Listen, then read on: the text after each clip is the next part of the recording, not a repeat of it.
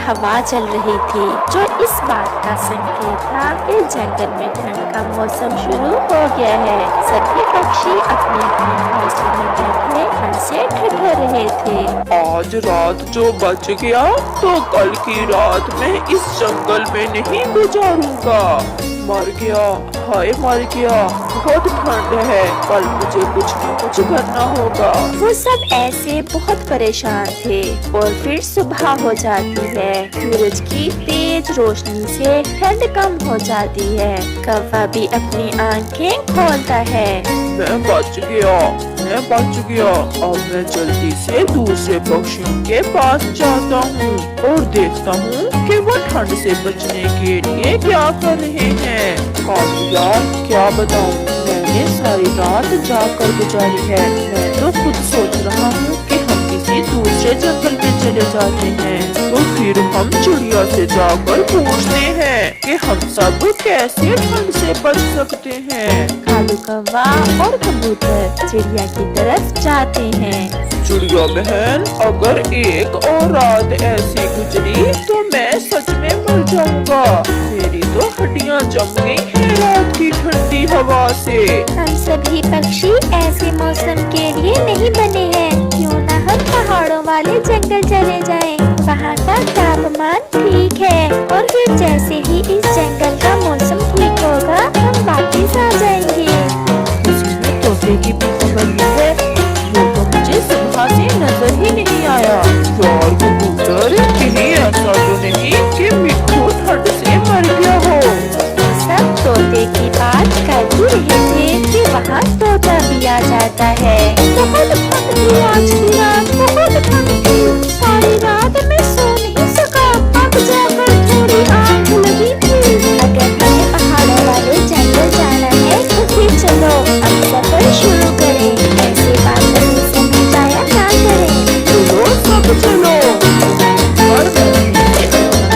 हम सफर शुरू करें। फिर चिड़िया, कबूतर, तोता और कालू कौवा अपना सफर शुरू करते हैं। वो बहुत तेज उड़ते हैं और फिर अपने जंगल से बाहर निकलकर वो सब एक जगह बैठ जाते हैं। दोस्तों, अब हम थोड़ी देर यहाँ आराम करते हैं और भोजन ढूंढ कर खा लेते हैं। सब अपना अपना भोजन लेकर यहीं आ जाएगा और सब मिलकर खाएंगे। हाँ, सब मिलकर खाएंगे, हम साथ रहेंगे और भोजन भी एक साथ ही खाएंगे। फिर वो सब भोजन की खोज में निकलते हैं। तोता इधर उधर उड़ता है, उसे कहीं भी भोजन दिखाई नहीं देता। कबूतर को पास में से कुछ दाने मिल जाते हैं। चिड़िया भी भोजन की खोज कर रही थी। कालू कौवे को भी थोड़ी दूर से कुछ भोजन मिल जाता है। वहाँ कुछ दाने मकई के थे। अब इन दानों से अपना पेट भरूं या अपने दोस्तों का? मैं ऐसा करता हूँ, अपना ही पेट भर लेता हूँ। अगर जिंदा रहा तो फिर ही अपने दोस्तों की मदद कर सकूंगा। कालू कौवा पेट भरकर वहाँ से मकई के दाने खाता है और वापस उड़ जाता है। मुझे तो कुछ भी नहीं मिला। मुझे भी। आप चिंता ना करें, मुझे ये दाने मिले हैं, हम सब इन्हें बांटकर खा लेते हैं। कालू, तुम्हें कुछ मिला या नहीं? कौवे का पेट तो भरा हुआ था, परंतु वो अपने दोस्तों के सामने भूखा होने का नाटक करता है। ना जी ना, मैंने बहुत कोशिश की मगर कुछ भी हाथ नहीं आया। फिर कबूतर अपने सभी दोस्तों को वो दाने बांटकर दे देता है। कुछ देर आराम करने और भोजन खा लेने के बाद वो सब फिर से उड़ते हैं। वो थक जाते हैं मगर उन्हें उड़ना तो था। रात हो जाती है। वो सब फिर से रात गुजारने के लिए वहाँ रुकते हैं। यही बेहतर है कि आज की रात हम इसी जगह गुजार लें। मुझे ये जगह सुरक्षित लग रही है। हम इसी पेड़ की डाल पर रात गुजार लेंगे। बातों बातों में रात का पता ही नहीं चलेगा। फिर तोते की नजर पास में एक पेड़ पर जाती है जिस पर एक घोंसला था।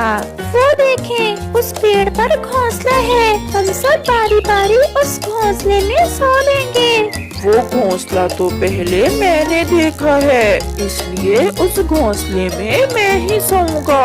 कालू, हम सब साथ चले थे और हमें एक दूसरे का ख्याल करना होगा। तोते ने ठीक ही तो कहा है, हम सब बारी बारी उस घोंसले में सो लेंगे।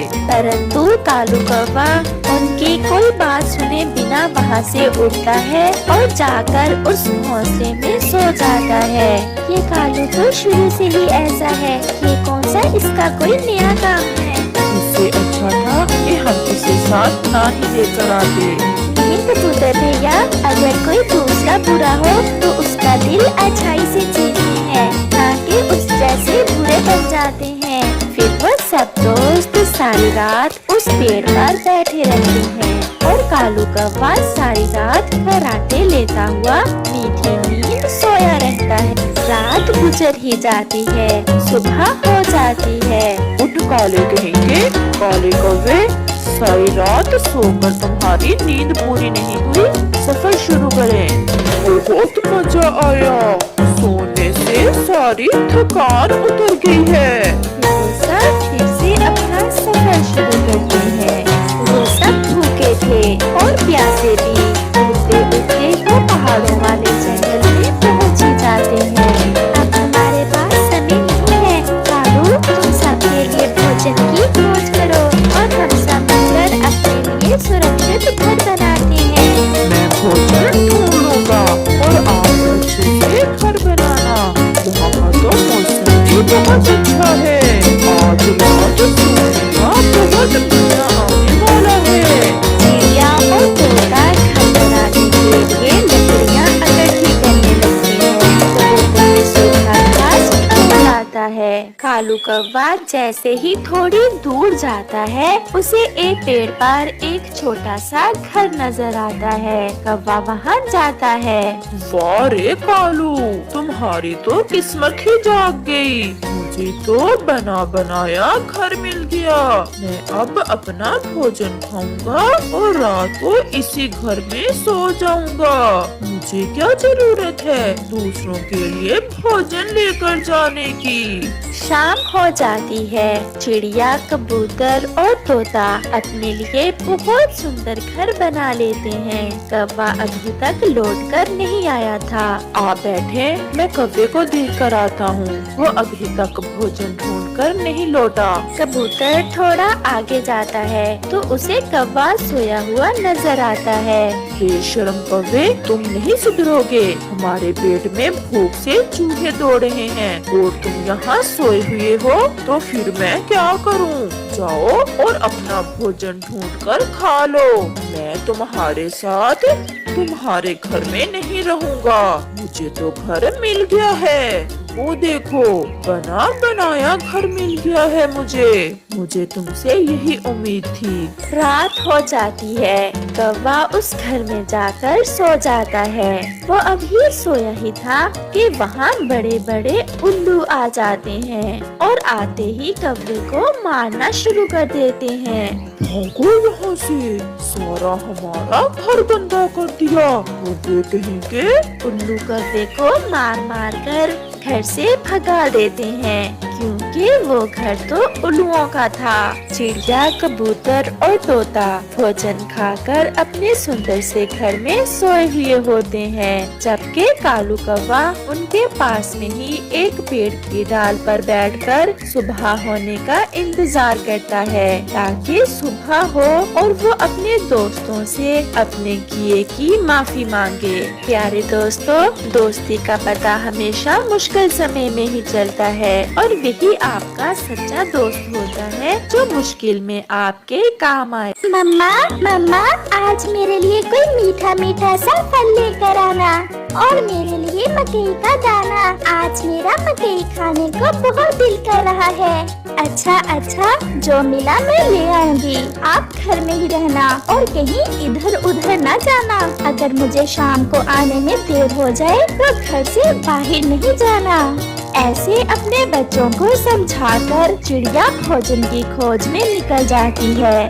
थोड़ी ही दूर उसे एक कौवा एक पेड़ की ढाल पर बैठा हुआ मिलता है। चिड़िया उस कौवे के पास रुक जाती है। कौवे भैया, मैं भोजन की खोज को जा रही हूँ। क्या आपने भोजन ढूंढ लिया? नहीं चिड़िया बहन,